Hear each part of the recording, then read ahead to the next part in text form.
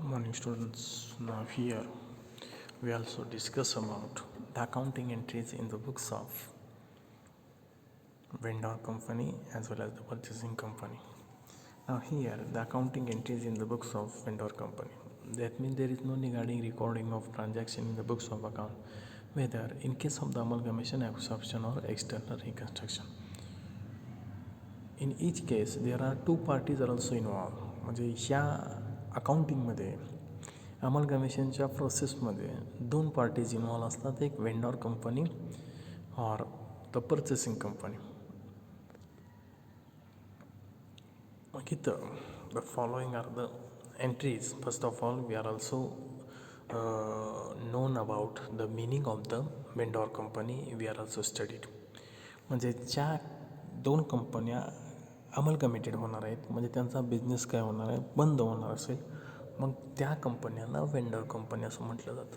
म्हणजे entries in the books of vendor company. Since the vendor company has to wind up its business, that means close down their business. म्हणजे त्यांचा business काय होईल, close down होईल, बंद होईल, त्याचं लिक्विडेशन होईल. And it will be dispose of all its assets and make payment of all its liabilities and distribute surplus if any amount to the share holders. म्हणजे साधं सोपं लॉजिक काय, समजा आता एखादा व्यवसाय असेल, तो व्यवसाय काय झाला, बंद झाला. बंद झाल्यानंतर काय होईल, त्या असेट डिस्पोज होतील आणि जे काय पेमेंट असेल ते पेमेंट लायबिलिटीचं काय केलं जाईल, भागवलं जाईल. मग इथं आणि जे काय सरप्लस असतील, जो profit and loss account profit झाला असेल, त्याचा या ठिकाणी बॅलन्स असेल, तो काय केला जाईल, डिस्ट्रीब्यूट अमॉंग द ओनर्स. म्हणजे कंपनीमध्ये ओनर कोण असतात, share holders is the owners of the company. मग त्याच्या अकाउंटिंग एंट्री नेमके कशा होतात याचा अभ्यास आपण या ठिकाणी करणार आहोत. म्हणजे the accounting entries in the books of the vendor company. First of all त्यात ही कंपनी काय होणार आहे, बंद होणार आहे. मग कंपनी बंद होणार आहे म्हणजे त्यांच्या असेटचं नेमकं काय होईल, तर पहिल्या या ठिकाणी जनरल एंट्री आहे for a transfer of assets. म्हणजेच त्या असेट ट्रान्सफर केल्या जातील. आता ट्रान्सफर कुठं होतील, तर रिलायझेशन अकाउंटला. म्हणजे त्याची एंट्री काय होणार आहे, तर व्यवसाय बंद झाला म्हणजे त्या कंपनीच्या असेट काय होणार, गोज डाऊन. काय होणार, असेट गेल्या कंपनीमधून, त्या असेट गोज डाऊन झाल्या म्हणजे ते काय येणार, आपला रिअल अकाउंटचा नियम काय सांगतो, debit what comes in, credit what goes out. Asset काय होत आहेत, गोज आउट होत आहेत. कुठं जात आहेत, तर रिलायझेशन अकाउंटला. म्हणजे त्याची एंट्री काय झाली, तर realisation account debit to sundry assets account. आता बॅलन्स शीटच्या असेट साईडला दिलेल्या असेट्स, मग त्यामध्ये असेट कोणकोणते असतात, मग त्यामध्ये तुमच्या फिक्स्ड असेट असतात, करंट असेट्स असतात, त्यानंतर तुमचे कॅश बॅलन्स असतो, बँक बॅलन्स असतो, त्यानंतर तुमच्या फिक्स्टिशियस असेट्स असतात. मग नेमक्या त्यामधल्या कोणत्या असेट ट्रान्सफर करायच्या आणि कोणत्या किमतीला त्या ट्रान्सफर करायचा, हा एक मुद्दा आहे. म्हणजे each asset should be credited individually at its book value. Book व्हॅल्यूनं त्या काय होतील, त्या ठिकाणी क्रेडिटेड होतील. म्हणजे all the assets have to be transfer to the realisation account whenever. मग त्यामध्ये एक महत्त्वाचा मुद्दा आहे, cash will not be transfer if it has not been taken over by the purchasing company. Cash या ठिकाणी ट्रान्सफर होणार नाही की ज्या वेळेस ती या ठिकाणी पर्चेसिंग कंपनीनं नॉट टेकन ओव्हर केले असेल. If it has not been taken over by the purchasing company. त्याच पद्धतीनं fictitious assets such as the debit balance of the profit and loss account असेल, preliminary expenses will not be transfer to the realisation account. हे realisation अकाउंटला transfer न करता ते काय केले जातील, शेअर होल्डर्स अकाउंट असतील त्याला ठिकाणी transfer will be directly transfer to the equity share holders account. ही झाली या ठिकाणी आपली काय, असेट ट्रान्सफर केल्याची एंट्री. पहिली या ठिकाणी सर्वच्या सर्व बॅलन्स शीटमधल्या असणाऱ्या असेट सोडून, त्यामध्ये फिक्टिशियस असेट्स सोडून त्या बुक व्हॅल्यूनं म्हणजे काय, तर बॅलन्स शीटमध्ये दिलेल्या व्हॅल्यूनं ते रिलायझेशन अकाउंटला ट्रान्सफर होतील. त्याची जनरल एंट्री काय होईल, realisation account debit to sundry assets account. त्यानंतर दुसरी एंट्री आहे फॉर ट्रान्सफर ऑफ लायबिलिटीज. आता लायबिलिटी असतील त्या लायबिलिटी ट्रान्सफर कशा करायच्या, मग लायबिलिटी साईडला काय काय येईल, मग त्या लायबिलिटी साईडला इक्विटी शेअर होल्डर्स अकाउंट सोडून, ते रिझर्व्ह फंड असतील किंवा अनडिस्ट्रीब्युटेड प्रॉफिट असेल तो सोडून त्या अदर लायबिलिटीज ह्या ट्रान्सफर होतील. म्हणजे त्याची एंट्री काय होणार आहे, sundry liabilities account debit to realisation account. म्हणजे each liability should be debited individually its book value. म्हणजे त्यामध्ये only such liabilities are to be transfer which have been taken over by the purchasing companies. The items representing the shareholder fund do not constitute the liability for this purpose. म्हणजेच ज्या relating to the equity shareholder असेल, म्हणजे undistributed profit असेल, reserve and surplus असेल, त्याच्यावर claim कोणाचा आहे? ओनरचा आहे. म्हणजे these are not a liabilities. म्हणजे प्रॉफिट अँड लॉस अकाउंटचा बॅलन्स असेल, लायबिलिटी साईडला दिला असेल तर it is not a liability, it is also a profit. बाकी रिझर्व्ह फंड असतील किंवा ऑदर दॅट अनडिस्ट्रीब्युटेड प्रॉफिट असेल, it is not a liability. Therefore मग तो या ठिकाणी ट्रान्सफर होणार नाही. म्हणजे त्याची एंट्री काय झाली? लायबिलिटी ट्रान्सफर करण्याची entry sundry liabilities account debit to realisation account. त्यानंतर तिसरी स्टेप आहे, तिसरी entry for purchase consideration due.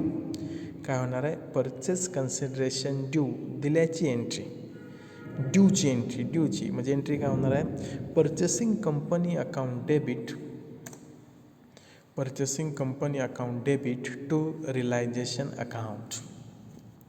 म्हणजे पर्चेसिंग कंपनी अकाउंटच्या डेबिटला आणि रिलायझेशन अकाउंटच्या क्रेडिटला. म्हणजेच काय आपण करतो आहे? Realisation account is to be prepared to find out the profit or loss on the amalgamation transactions. मग अमलगमेशनचं जे काय तुमचं सेटलमेंट झालं असेल त्याच्यामध्ये प्रॉफिट किंवा लॉस झाला त्या कंपनीला, आपण ते फाइंड आउट करतो रिलायझेशन अकाउंटवर. मग तिथं आपण हे ज्या ठिकाणी क्रेडिट साईडला रिलायझेशन अकाउंटच्या काय येणार? पर्चेसिंग कंपनीला तिथं अमाऊंट घेताना कुठली घेणार? With the amount of purchase consideration. म्हणजे परचेस कन्सिडरेशनची अमाऊंट आपण फाइंड आउट केली 1,00,000, तर तिथं कुठली येईल? फक्त 1,00,000च अमाऊंट येईल. हे झालं तिसरी एंट्री परचेस कन्सिडरेशन ड्यूची. एंट्री काय होईल? Purchasing company account debit to realisation account. त्यानंतर चौथी entry for receipts of purchase consideration, for receipt of purchase consideration. म्हणजे रिसिप्ट म्हणजे काय? तर पेमेंट केलं असेल. म्हणजे या ठिकाणी पेमेंट केलं असेल ते कशामध्ये असतं? परचेस कन्सिडरेशनचं पेमेंट. मग shares in purchasing company account debit असेल, debentures in purchasing company account debit असेल, bank oblique cash account debit असेल, बँक अकाउंट डेबिट असेल टू परचेसिंग कंपनी. म्हणजे पर्चेसिंग कंपनीनं जे काय शेअर दिले असतील, डिबेंचर्स दिले असतील किंवा कॅश दिले असेल काही समथिंग दॅट, मग ते काय येणार आहे? ते वेंडॉर कंपनीला रिसीव होणार आहे. म्हणजे debit what comes in, they are also receive, debit the receiver. Receiver कोण आहे? वेंडॉर कंपनी. काय रिसीव झालं? शेअर्स रिसीव झाले. काय रिसीव झालं? डिबेंचर्स. कोणाचे? पर्चेसिंग कंपनीचे. एंट्री काय होणार? तर shares in purchasing company account debit, debentures in purchasing company account debit, bank किंवा cash account debit to giver कोण आहे? तर purchasing company, to purchasing company. The shares and debentures are also recorded at the price which they have been received from the purchasing company. म्हणजे purchasing कंपनीकडून मिळालेले shares आणि debentures जे किमतीला मिळाले असतील, ती किंमत असेल ती काय केली या ठिकाणी? रिसिव्ह केली किंवा त्याची झाली ती entry for receipt of the purchase consideration. त्यानंतर नेक्स्ट आहे for payment of liabilities not taken over by the purchasing company. म्हणजेच या ठिकाणी एखादी लायबिलिटी पर्चेसिंग कंपनीनं जर खरेदी केली नसेल तर त्या लायबिलिटीचं या ठिकाणी एंट्री नक्की काय होईल? म्हणजे ती लायबिलिटी काय करावी लागेल? पेड करावी लागेल. म्हणजेच त्याची एंट्री करत असताना पेड म्हणजे काय करणार आपण या ठिकाणी? समजा एंट्री कशी होईल? Sundry liabilities not taken over, ते महत्त्वाचा मुद्दा आहे. Sundry liabilities account debit to bank account oblique shares in purchasing company account. The liability not taken over by the purchasing company will be paid by the vendor company. Any profit or loss on payment of such liability will be transferred to the realization account. मग ह्याच्यावर या ठिकाणी येणारा जो काय लायबिलिटीवरचा येणारा profit आणि loss असेल ते या ठिकाणी रिलायझेशन अकाउंटला ट्रान्सफर होईल. त्यानंतर 6वी एंट्री आहे for money due to preference share holders. मग त्याची एंट्री काय होईल? Preference share capital account debit to preference share holders account. ही झाली money due to preference share holders account. आणि for payment to preference share holders, preference share holders जर payment केलं असेल तर त्याची एंट्री काय होईल? तर या ठिकाणी preference share holders account debit who is the receiver of the payment preference share holders. म्हणजे त्याला काय येईल? डेबिट येईल. Preference share holders account debit to काय गेलेला आहे? तर त्या वेंडॉर कंपनीकडून कॅश गेले असेल म्हणजे टू कॅश अकाउंट किंवा प्रेफरन्शियल होल्डर त्यांनी कॅश नसेल तर शेअर दिले असतील, पण शेअर्स कोणाचे? पर्चेसिंग कंपनीचे, म्हणजे shares in purchasing company account. म्हणजे या केसमध्ये in the preferential holders are also paid less or more than what is due to them as per the books of the vendor company as profit or loss on payment will be transferred to the realization account. म्हणजे preferential होल्डर्सला किती द्यायचे होते, त्याच्या बदल्यात किती दिले, त्याच्यामधला असणारा डिफरन्स तो या ठिकाणी रिलायझेशन अकाउंटला ट्रान्सफर होईल. मग याच्यासाठी सेपरेट तुम्हाला ते प्रेफरन्शियल अकाउंट ते या ठिकाणी प्रॉब्लेम सोडवताना आपल्या लक्षात येईल. त्यानंतर नेक्स्ट एंट्री आहे 8वी for liquidation expenses. There can be 3 situation. म्हणजे वेंडॉर कंपनीचे लिक्विडेशन एक्सपेन्सेस असतील, म्हणजे the vendor company may have to meet liquidation expenses. In such a case the entry will be realisation account debit to bank account. म्हणजेच vendor कंपनीनं liquidation एक्सपेन्सेसचे पैसे दिले असतील तर त्याची एंट्री काय होणार? Realisation account debit to bank account. Second condition काय आहे? The purchasing company may agree to pay the vendor company a fixed amount by way of the liquidation expenses. In such case the amount payable as liquidation expenses will be included in the amount of the purchase consideration on the payment of such expenses by the vendor company. मग ह्या ठिकाणी जर purchasing कंपनीनं काही fixed amount ही वेंडॉर कंपनीला as a liquidation expenses म्हणून देऊ केले असतील तर त्याची एंट्री काय होईल?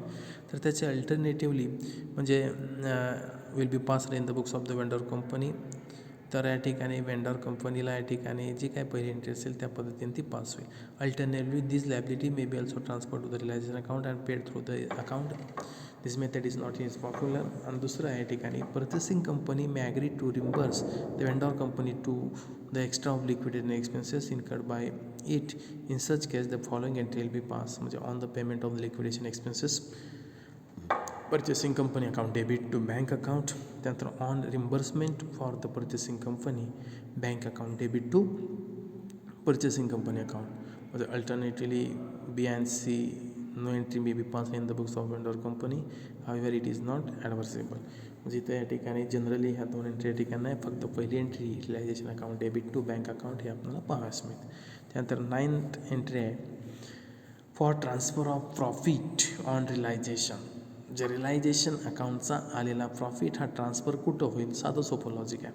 म्हणजे रिलायझेशन अकाउंटच्या डेबिट साईडला आलेला फरक म्हणजे तो असणार आहे प्रॉफिट ऑन रिलायझेशन अकाउंट. जे प्रॉफिटवर क्लेम कुणाचा? तर इक्विटी शेअर होल्डरचा. तो ट्रान्सफर होईल इक्विटी शेअर होल्डर्सला. म्हणजे त्याची एंट्री काय झाली? तर realisation account debit to equity share holders account. जर प्रॉफिट झाला असेल, लॉस झाला तर त्याची एंट्री होईल equity share holders account debit to realisation account. म्हणजे लॉस असेल तर त्याची एंट्री काय होणार? तर equity share holders account debit to realisation account. 10वी एंट्री आहे for transfer of equity share capital. म्हणजेच इक्विटी शेअर कॅपिटल या ठिकाणी ट्रान्सफर करणं कुठं? तर इक्विटी शेअर होल्डर्स अकाउंटला. मग इक्विटी शेअर कॅपिटल म्हणजे इक्विटीशी रिलेटेड जे काय असेल, म्हणजे उदाहरणार्थ तुमचं जनरल रिझर्व असेल, ॲक्युम्युलेटेड प्रॉफिट असेल, इक्विटी शेअर कॅपिटल असेल, त्या बॅलन्स शीटमधलं ते ट्रान्सफर होईल इक्विटी शेअर होल्डर अकाउंटला. म्हणजे त्याची एंट्री काय होणार? तर equity share capital account debit, general reserve account debit, accumulated profit account debit to transfer कुठं होणार? इक्विटी शेअर होल्डर्स अकाउंटला. त्यानंतर for transfer of fictitious asset. आता फिक्टिशियस असेट्स म्हणजे काय? ते लॉसेस आहेत. मग ते लॉसेसचा या ठिकाणी लॉससुद्धा कोण बिअर करणार? Equity share holders. मग त्याची एंट्री काय होईल? Equity share holders account debit to profit and loss account, to preliminary expenses account, to expenses on issue of shares account. म्हणजे बॅलन्स शीटच्या असेट साईडला दिलेल्या ह्या फिक्टिशियस असेट त्या ट्रान्सफर होतील इक्विटी शेअर होल्डर्स अकाउंटच्या डेबिट साईडला. म्हणजे एंट्री काय होईल? Equity share holders account debit to profit and loss account, to preliminary expenses and to expenses on issue of the shares. 12 नंबरची एंट्री आहे for payment to equity share holders. म्हणजे equity share होल्डर्सला purchasing कंपनीनं काही payment केलं असेल तर ते काय येणार? एंट्री काय होणार? Equity share holders account debit to shares in purchasing company account to bank account. हे झालं या ठिकाणी काय? Entries in the books of vendor company. म्हणजे वेंडॉर कंपनीच्या बुक्समध्ये ह्या ठिकाणी आपण एंट्री केलेल्या आहेत. त्या 12 एंट्री आहेत. म्हणजे पहिली एंट्री कुठली तर transfer of asset to the realisation account. Entry काय होईल realisation account debit to sundry asset account. दुसरी entry for transfer of the liability transfer केल्याची entry sundry liabilities account debit to realisation account. म्हणजे realisation अकाउंटचा format तुमच्या लक्षात येईल. Realisation अकाउंटच्या डेबिटला असेट येतील, रिलायझेशन अकाउंटच्या क्रेडिटला लॅबिलिटीज येतील. तिसरं परचेस कन्सिडरेशन ड्यूची एंट्री. त्याची एंट्री काय होईल बघा purchasing company account debit to realisation account. म्हणजे रिलायझेशन अकाउंटच्या क्रेडिट साईडला परचेस कन्सिडरेशन अमाऊंट येईल. आणि त्यानंतर रिसिप्ट ऑफ परचेस कन्सिडरेशन त्याची एंट्री काय होईल तर shares in purchasing company account debit, debentures in purchasing company account debit, bank account debit to purchasing company account. ही झाली रिसिप्ट ऑफ परचेस कन्सिडरेशन. त्यानंतर for payment of liabilities not taken over by the purchasing company. त्याची entry काय होणार sundry liabilities account debit to bank account. Money due to preference shares त्याची entry for payment to preference shares for liquidation expenses. त्यानंतर for transfer of profit on realisation account, for transfer of equity share capital आणि for transfer of equity share assets to equity share holder आणि for payment to equity share holders. अशा पद्धतीनं हे vendor कंपनीच्या बाबतीमध्ये या ठिकाणी एंट्री असतील ते एंट्री या ठिकाणी आपणास पाहाव्यास मिळतील. म्हणजे सांगण्याचं तात्पर्य काय तर इथं अमलगमेशन ऑफ ए कंपनीजमध्ये ज्या दोन कंपन्या कंबाईन येऊन एकत्र नवीन कंपनी इस्टॅब्लिश होते, स्थापन होते, न्यू कंपनी फॉर्म होते, ज्याला आपण फॉर्मेशन म्हणतो. तर ह्या प्रोसेसला आपण अमलगमेशन म्हणतो. म्हणजे अमलगमेशनच्या प्रोसेसमध्ये दोन कंपन्यांचं लिक्विडेशन म्हणजे दोन कंपन्या काय होणार आहेत बंद होणार आहेत, क्लोज डाऊन होणार आहेत, शटडाऊन होणार आहे. मग अशा कंपन्या असतील त्या कंपन्यांच्या जर्नल एंट्री आपण नेमक्या काय करायच्या याचा आपण इथं अभ्यास केलेला आहे. म्हणजे in the books of vendor company. म्हणजे आता इथं तुमच्या लक्षात आलं असेल तर अकाउंट ओपन करत असताना म्हणजे ज्यावेळेस तुम्हाला अकाउंट ओपन करायचे असतील in the books of vendor company ते कोणकोणते अकाउंट ओपन करावे लागतील. एक realisation account is compulsory, purchasing company account is compulsory. त्यानंतर एखादी लायबिलिटी पेड केली असेल तर त्या लायबिलिटीचं या ठिकाणी अकाउंट असेल ते अकाउंट ओपन करावे लागेल. कुणी पेड केली असेल वेंडर कंपनीनं कॅश ऑब्लिक बँक अकाउंट हे ओपन करावं लागेल. त्यानंतर प्रेफरन्स शेअर्सचे पैसे पेड केले असतील ते ओपन करावं लागेल. डिबेंचरचा क्लेम असेल तो सेटल केला असेल वेंडर कंपनीनं तर तो पेड करावा लागेल. अशा पद्धतीनं याचा आपण अभ्यास केलेला आहे. Thank you very much.